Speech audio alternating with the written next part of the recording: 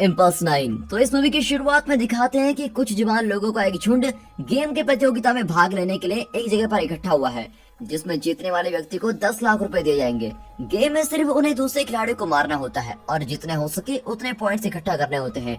अब गेम शुरू होने के बाद दो खिलाड़ी बाकी सभी खिलाड़ियों को एक एक करके मारना शुरू करते हैं और बहुत सारे पॉइंट्स इकट्ठा करते हैं। उनमें से तो एक नौसिखिया लड़की होती है, जबकि दूसरा एक बहुत ही अच्छा खिलाड़ी होता है जिसने गेम की दुनिया में बहुत नाम कमाया है। अब जैसे ही भीड़ शोर मचाती है तो वो अपने दिमाग का यूज करके पॉइंट्स में आगे बढ़ जाता है, लेकिन उस नौसिखिया लड़की के पास भी एक हुक्म का इक्का होता है और वो अपने बैग में से एक एनर्जी ड्रिंक की बोतल निकालती है जिसका नाम है इम्पल्स 9 और उसको एक ही बार में पी लेती है, जो सिर्फ उसे शक्ति नहीं देता बल्कि उससे उसका टाइम स्लो मोशन में आ जाता है और वो आसानी से सभी को मारने लग जाती है। और फिर इसी पावर के साथ वो पलक झपकते ही उस एक्सपर्ट खिलाड़ी के साथ साथ बाकी सभी खिलाड़ियों को भी आराम से हरा देती है और लड़की आखिरकार प्रतियोगिता को जीत जाती है और अपने बॉयफ्रेंड के साथ जश्न मनाने लगती है। लेकिन उसको ये पता नहीं होता कि उसकी यह खुशी सबसे बुरी तरीके से खत्म होने वाली है, क्योंकि एनर्जी ड्रिंक वाली बोतल जमीन पर गिरकर चकनाचूर हो जाती है, जिससे वो हकीकत में वापस आती है। और जब ऐसा होता है तो वो बड़ी हो चुकी है और उसके 3 बच्चे भी होते हैं और वो एक उबड़ खाबड़ घर में रह रही होती है जहाँ पर बिजली भी नहीं आती और न ही उनके पास कोई आधुनिक मशीन होती है। बाहर की दुनिया भी बिल्कुल बंजर जमीन बन गई होती है और यहाँ तक कि सांस लेने के लिए हवा भी जहरीली बन चुकी है। इसके बाद प्रतियोगिता शुरू होने के कुछ दिन पहले दिखाते हैं और तब पता लगता है कि उस लड़की का नाम वेल हर्नांडेज है और वो एक तेज तरार और आने वाली FPS गेमर है, जिसका एक ही सपना है कि वो एक दिन बहुत अच्छी खिलाड़ी बनेगी और उसी से वो अपना सारा खर्चा उठाएगी। अब साल 2017 में दिखाते हैं और वेल अपने पिता के साथ रहती है जिसका उनकी माँ के साथ तलाक हो चुका है।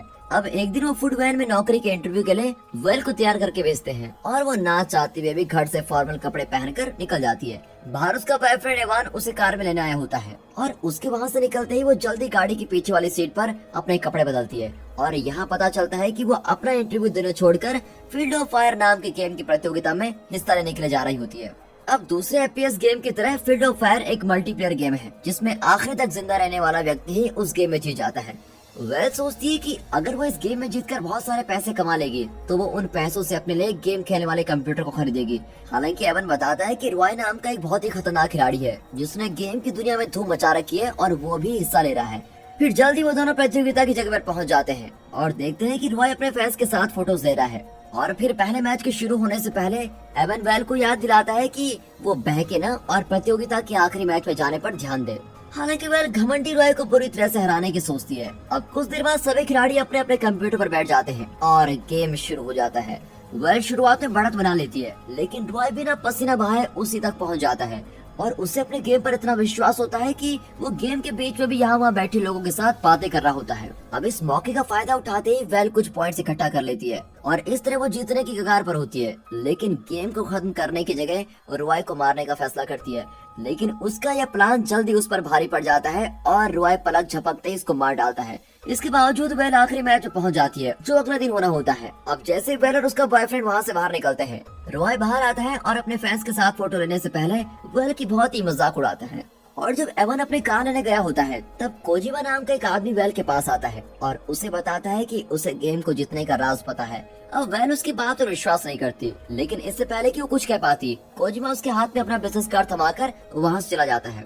अब जब वेल घर पहुंचती है तो वो पूरी कोशिश करती है कि वो बिना शोर किए अपने कमरे में पहुंच जाए, लेकिन उसके पिता उसको रंगे हाथ पकड़ लेते हैं और उसके पास तो कोई चारा भी नहीं होता, इसीलिए वो उनको सब कुछ सच सच बता देती है कि वो पूरे दिन कहाँ थी, जिसको सुनकर कार्लोस और भी ज्यादा गुस्सा हो जाता है।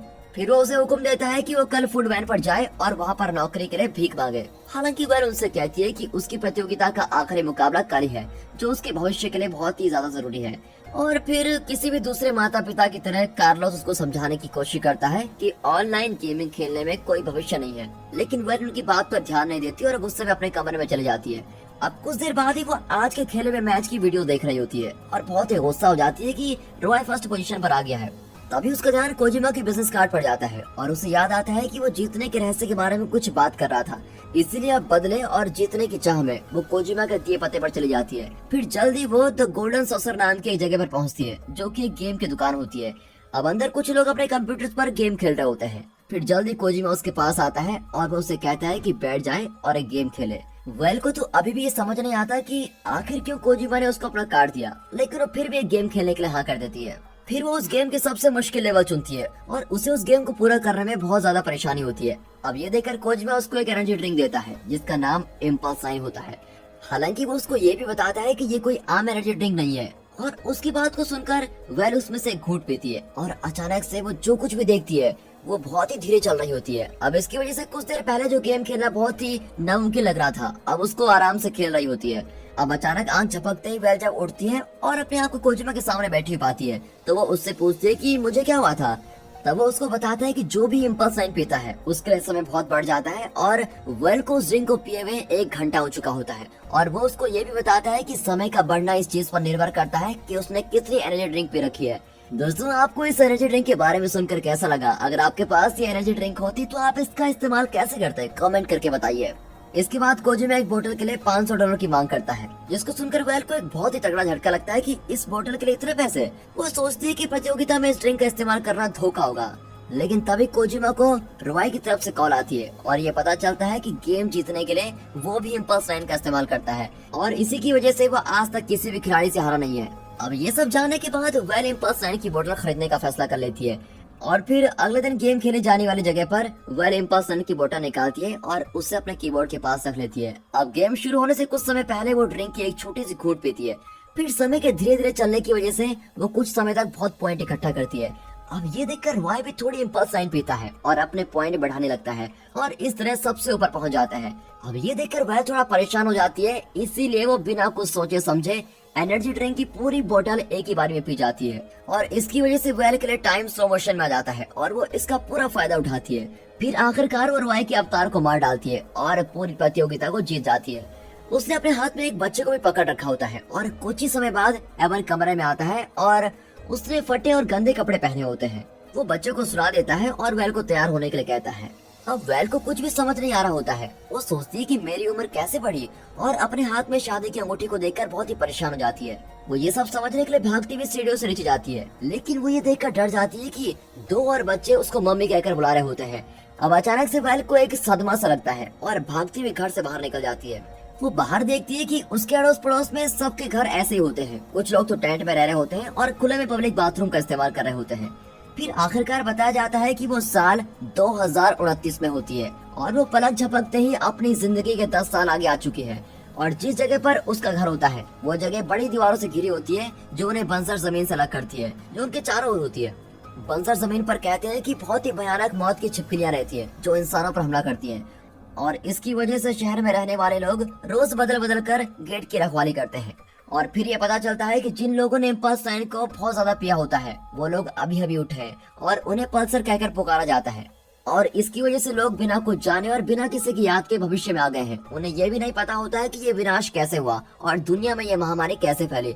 हालांकि अभी तक ये पता लगाने का कोई भी तरीका नहीं होता कि ये पल्सर है ये नहीं है। अब क्योंकि ये कयामत पल्सर की वजह से फैली होती है, इसलिए बहुत से लोग उनसे नफरत करते हैं और उन्हें सुरक्षित दीवारों के पीछे रहने से मना कर देते हैं। अब ये पता चलता है कि शहर का प्रमुख डैन नाम का एक आदमी होता है। अब क्योंकि वहाँ पर पल्सर के साथ बहुत ही बुरा बर्ताव किया जाता है और फिर उस चीज को बचाने के लिए वेल इस बात को सामने नहीं आने देती कि उसने भी इम्पल्स 9 ली है। फिर बाद में घर में दिखाते हैं तो वेल ये समझने की कोशिश करती है कि आखिरकार हो क्या रहा है। फिर वो अपने पिता कार्लोस को बुलाती है और उनके साथ अपनी आखिरी मुलाकात याद करने की कोशिश करती है। हालांकि जैसे वो अपना सर घुमाती है वो देखती है कि मेज पर एक कलश में उसके पिता की राख रखी हुई है और फिर ये देखकर बहुत ही टूट जाती है और पूरी तरह से रोना शुरू कर देती है। कुछ देर बाद डैन वेल को बाथरूम साफ करने के लिए बुलाता है। शुरू में तो मना कर देती है, लेकिन डैन उसको याद दिलाता है कि वो सफाई की प्रमुख है और उसको एक काम करना ही पड़ेगा। इस वजह से उसको कई घंटों तक जबरदस्ती बाथरूम साफ करना पड़ता है। देख रहे हो ना क्या होता है जब आप नौकरी के इंटरव्यू के लिए नहीं जाते हैं और कहीं और चले जाते हैं। अब बहुत दिन बीत जाते हैं और वेल अपने आस पड़ोस के तरीकों को अपनाने लगती है। एक दिन वो दरवाजे पर निगरानी रखने के साथ साथ सफाई कर रहे हैं, बाथरूम साफ कर रहे हैं और बाकी सभी कामों को भी पूरा करती है। वो अपने बच्चों को स्कूल लेने जाती है जहाँ पर उसकी बेटी सोफिया उसको एक ड्राइंग देती है और उससे कहती है कि वो उसके लिए उसकी हीरो है। हालांकि वेल उस छोटी बच्ची को ज्यादा भाव नहीं देती और बिल्कुल ऐसे ही टाल देती है। अब जैसे वो घर पहुंचती है तो वो एवन को साइकिल चलाते हुए देखती है और तभी पता लगता है कि वो साइकिल चलाने से बिजली बना रहा है जिससे वो गेम खेल सके। अब वेल देखकर चौंक जाती है कि वो गेम असल में उसका पसंदीदा गेम फील्ड ऑफ फायर होता है। वो ये देखकर बहुत ही खुश होती है और बच्चों को सुलाने से पहले एक बार गेम खेलने को कहती है। अब जैसे ये बार बाहर लोगों से मिलने जाता है, वेल और बच्चे रात में गेम खेलना शुरू करते हैं।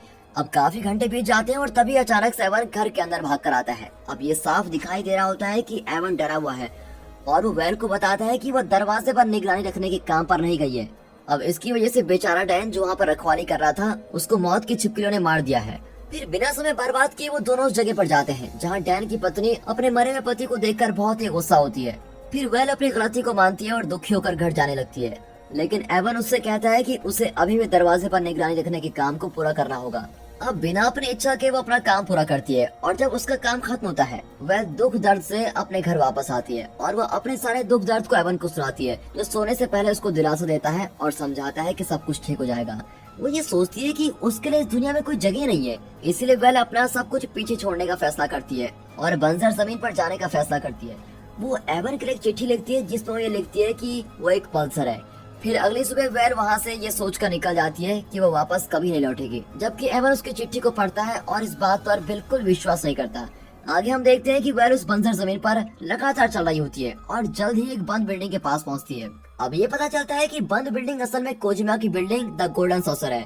अब वैल हिचकिचाते हुए बिल्डिंग के अंदर जाती है और आसपास देखती है तो बिल्कुल ही चौंक जाती है जब वो कोजिमा को वहाँ पर देखती है। हालांकि उसे लगता है कि वहाँ पर कुछ गलत हुआ है। उसे महसूस होता है कि कोजिमा की उम्र तो अभी बदली नहीं है, वो तो पहले जैसा ही है और उसे ये समझ में नहीं आता कि कैसे हुआ। जब वो दोनों बात कर रहे होते हैं तब कोजिमा को पता लगता है कि वह सिर्फ 1 घंटे पहले ही उठी है और वो इस बात को मान जाता है कि इम्पल्स ट्रेनिंग की वजह से बहुत से लोगों की जिंदगी बर्बाद हो गई है। हालांकि उसके पास उसके लिए उन परेशानियों से पीछा छुड़ाने का एक तरीका होता है जिसका सामना वो अभी कर रही होती है। कोजिमा फिर इम्पल्स ट्रेनिंग की बड़ी सी बोतल लाता है और उसको पीने के लिए कहता है। अगर वो ऐसा करती है तो वो फिर से कभी इस दुनिया में नहीं लौटेगी। ऐसा इसलिए क्योंकि वो भविष्य में 100 साल आगे जा चुकी होगी और उस समय तक वो मर चुकी होगी। कोजिमा उसे कहता है कि वो ये करते वक्त अपने पसंदीदा गेम को भी खेल सकती है। अब वैल को ये प्लान पसंद आता है और वो फील्ड ऑफ फायर खेलने के लिए बैठ जाती है, लेकिन जैसे वो इम्पल्स ट्रेनिंग की बोतल लेने के लिए झुकती है तो उसको वो ड्राइंग मिलती है जो उसके लिए उसकी बेटी ने बनाई होती है और उसको देखकर वो बहुत ही भावुक हो जाती है।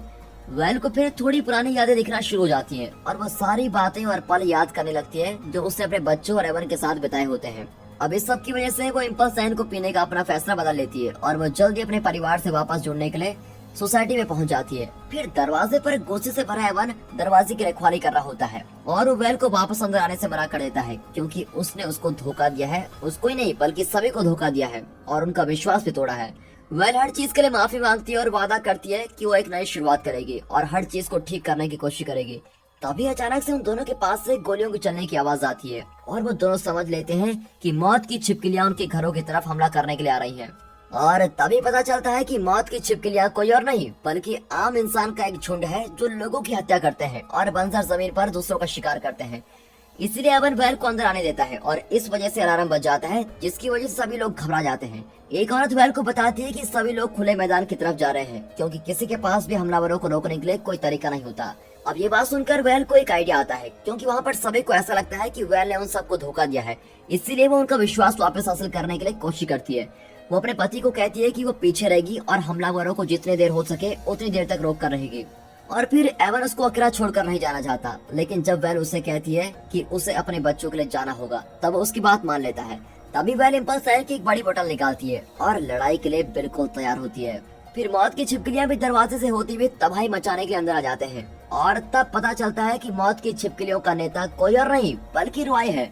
दोनों एक दूसरे को तुरंत ही पहचान लेते हैं और रॉयस को बताता है कि वो कुछ साल पहले ही उठा और अब वो एक जंगली जनजाति के लोगों का नेता बन गया है जो जिसे चाहे उसको मार सकते हैं। लेकिन उसकी धमकियों से वैल जरा भी नहीं डरती और वो उनके आने से पहले ही इम्पल्स ट्रेनिंग को पी चुकी होती है और ये तब पता लगता है जब वो खाली बोतल रॉय की तरफ फेंकती है।